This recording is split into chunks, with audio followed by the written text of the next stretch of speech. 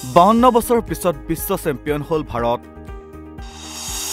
অৱশেষত ICC মহিলা বিশ্বকাপৰ নতুন বিজয়ী দল হ'ল ভাৰত।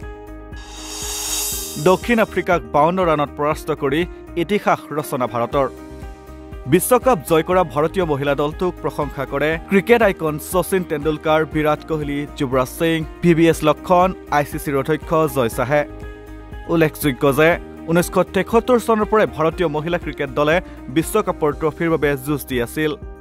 অৱশেষত হৰমনপ্ৰীত কৌৰৰ নেতৃত্বত ভাৰতীয় দলে ভাৰতীয় অনুৰাগীৰ সপোন পূৰণ কৰিলে আৰু নতুন বিশ্ব চেম্পিয়ন হিচাপে পৰিগণিত হ'ল।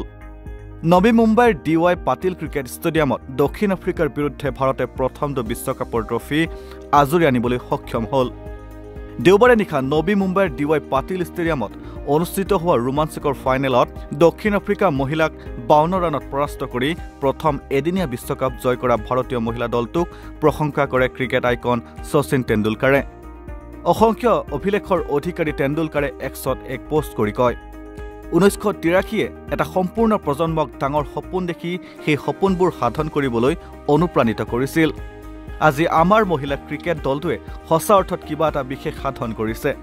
তেওঁলোকে সমগ্ৰ দেশৰ অগণন কণমানি ছোৱালীক বেট আৰু বল তুলিবলৈ, খেলপথাৰত নামিবলৈ আৰু বিশ্বাস কৰিবলৈ অনুপ্ৰাণিত কৰিছে যে তেওঁলোকেও এদিন সেই ট্ৰফি তুলিব পাৰিব।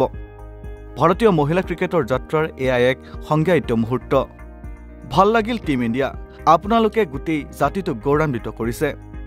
2011 চনৰ এদিনীয়া বিশ্বকাপৰ বিজয়ী ষ্টাৰ বেটছমেন বিৰাট কোহলিয়ে কয় যে ভাৰতীয় দলটোৱে নিৰ্ভীক ক্ৰিকেট খেলি প্ৰতিজন ভাৰতীয়ক গৌৰৱান্বিত কৰিছে।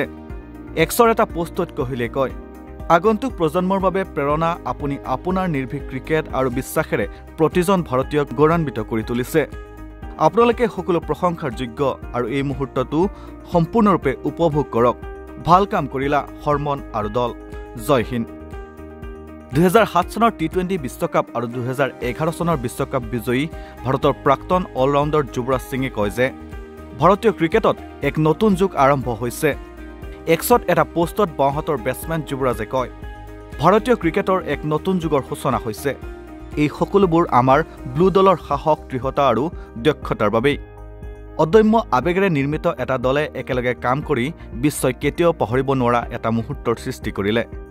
তেওঁলোকে এই সপোনৰ বাবে নিজৰ সকলোখিনি দিলে আৰু শেষলৈকে ইয়াক সম্পন্ন কৰাটো নিশ্চিত কৰিলে। শেফালী বৰ্মাৰ এক উজ্জ্বল প্ৰদৰ্শন যিয়ে এই সপোনৰ সৈতে সুৰ স্থাপন কৰে। দীপ্তি শৰ্মাই সম্পূৰ্ণ অলৰাউণ্ড প্ৰদৰ্শন আগবঢ়ায়।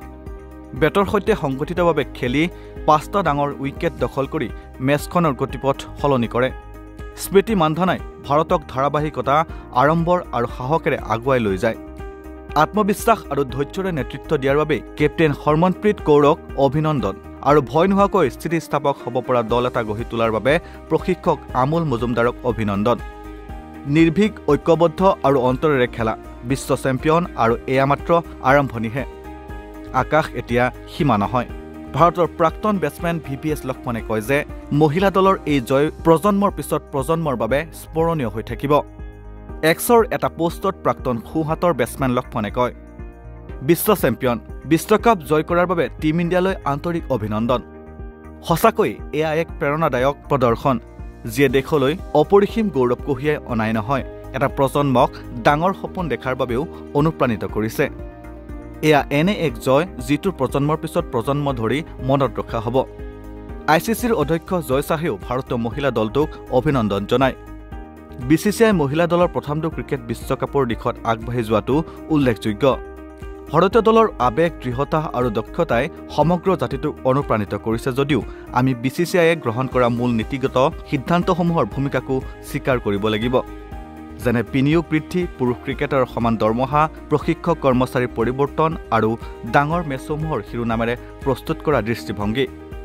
মহিলা প্ৰিমিয়াৰ লীগ এই ঐতিহাসিক কৃতিত্বৰ বাবে হৰমনপ্ৰীত কৌৰ আৰু সমগ্ৰ ভাৰতীয় দললৈ অভিনন্দন। এইদৰে এক্সত জয় শাহে কয় ভাৰতীয় মহিলা ক্ৰিকেট দলটোক। News desk report, north east নাও।